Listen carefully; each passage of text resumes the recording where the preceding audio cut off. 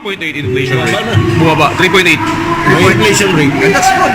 That's a good indicator that the economic managers, as directed by the president, are doing well.